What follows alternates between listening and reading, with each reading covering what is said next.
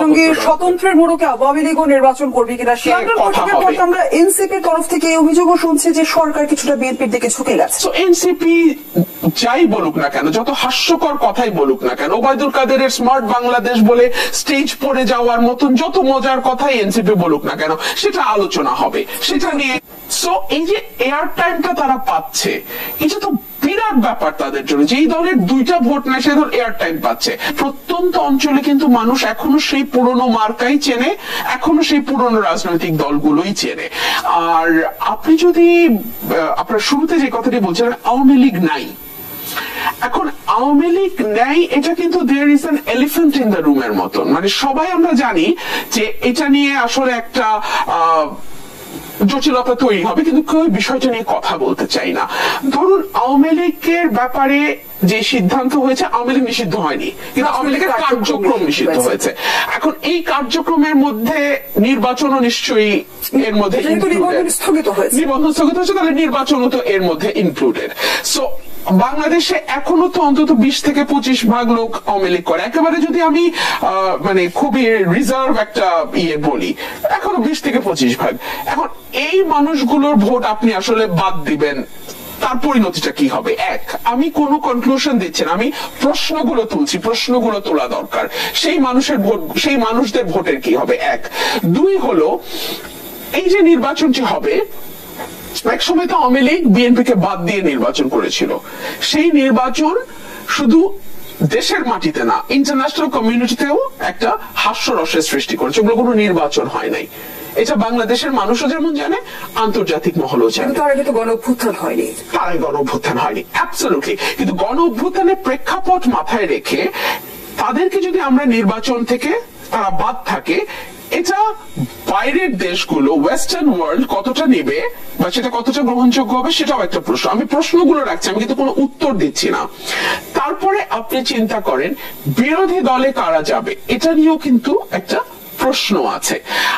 আমাদের বাংলাদেশে সাধারণত সেন্টার রাইট ছিল বিএনপি, সেন্টার লেফট ছিল আওয়ামী লীগ।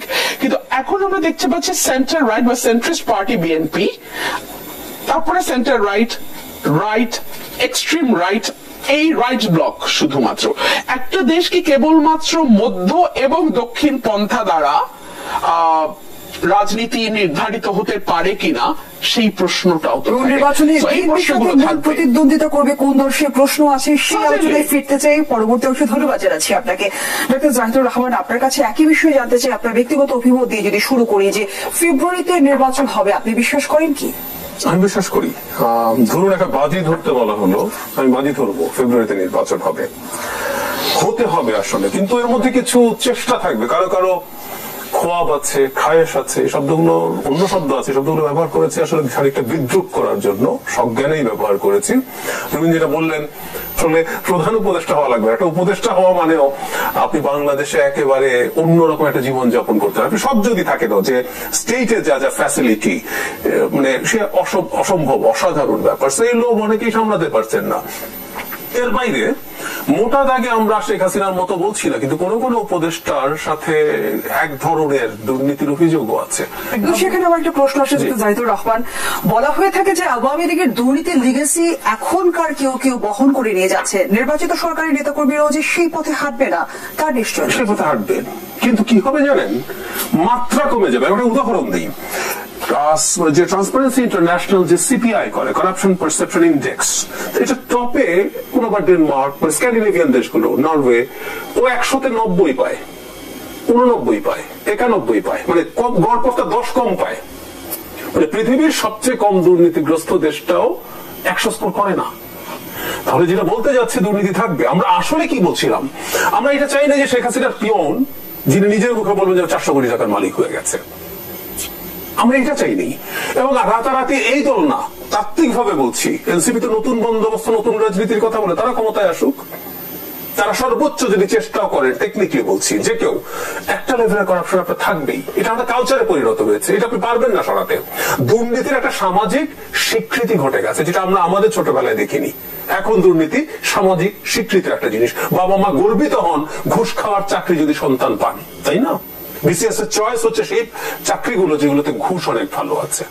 যে কারো কারো খুবই খোয়াব থাকতে পারে, কিন্তু দিনের শেষে আসলে বাংলাদেশের প্রধান দুটো শক্তি, যে দুটো শক্তির সাথে ফাইট করে কেউ পেরে উঠবে না, কারণ এই দুটো শক্তি একত্রে নির্বাচন চাইছে অ্যাজ আর্লি অ্যাজ পসিবল। একটা হচ্ছে বিএনপি আর একটা হচ্ছে সেনাবাহিনী। আমরা যতই টেকনিক্যাল আলাপ করি, সেনাবাহিনী এই মুহূর্তে খানিকটা আলাদা সরকারের চাইতে তাদের একটা চাওয়া আছে।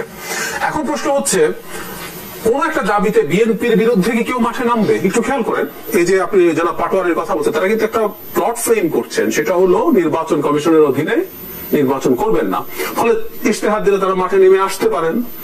মাঠে নেমে এসে তারা আওয়ামী লীগের ক্ষেত্রে যা করেছেন সেটা করতে পারেন, যমুনায় যেতে পারেন, তাদের যমুনার দরজা খোলা, তারপর তারা শাহবাগে আসলেন, জামায়াত এবং ইসলামিস্টরা তাদের পেছনে গেল, এরকম একটা প্লট ভাবছেন হয়তো, কিন্তু এটা হবে না। কেন জানেন?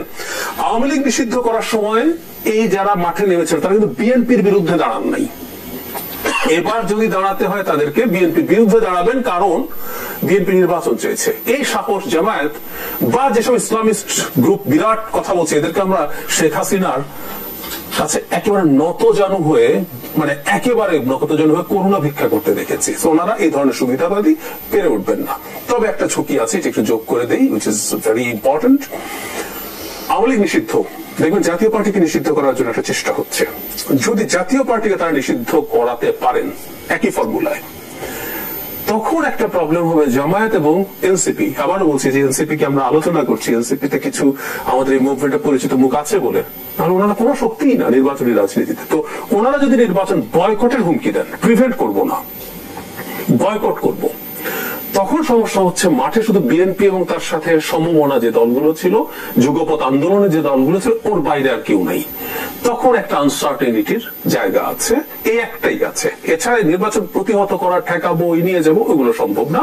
তবে আমি দিনের শেষে মনে করি এই যে পদক্ষেপ লাস্টের কথা বললাম, এটা নানান ক্যালকুলেশন করতে পারি, সম্ভবত তারা ওই পথে যাবেন না। তাতে আমি মনে করি ফেব্রুয়ারিতে নির্বাচন হবে। সম্প্রতি আমরা দ্বাদশ নির্বাচন দেখেছি। দ্বাদশ নির্বাচনকে আমি দাবি নির্বাচন বলা হলো, আমরা সে বিষয়ে একটু যেতে চাই যে দ্বাদশ নির্বাচনের যে প্রভাবটা দেখেছি আমরা, স্বতন্ত্রের প্রভাব, ত্রয়োদশ নির্বাচনে তার প্রভাব থাকছে কিনা? প্রভাব থাকবে, মানে ইভেন জামায়াত এবং যদি এনসিপি নির্বাচনে সহ একসাথেও আসে, স্বতন্ত্র প্রভাব থাকবে। আসলে স্বতন্ত্র কেন থাকবে আমি বলি, বিএনপির একটা জটিলতা তৈরি হয়েছে। আমরা 8-এর নির্বাচনটাকে স্টিল ফলটি বলি, কিন্তু কাগজে কলমে ধরে নিলাম যে 8-এর নির্বাচনটা মোটামুটি ঠিক ছিল। বিএনপির প্রচুর নেতা জমে গেছেন।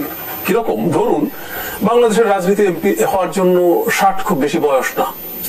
এখন 8 সালে যার বয়স 60 ছিল, যিনি নমিনেশন পাননি, উনি হয়তো আশা করেছিলেন পরেরটায় পাবো বা তারপরেরটায় পাবো, তার বয়স এখন 78।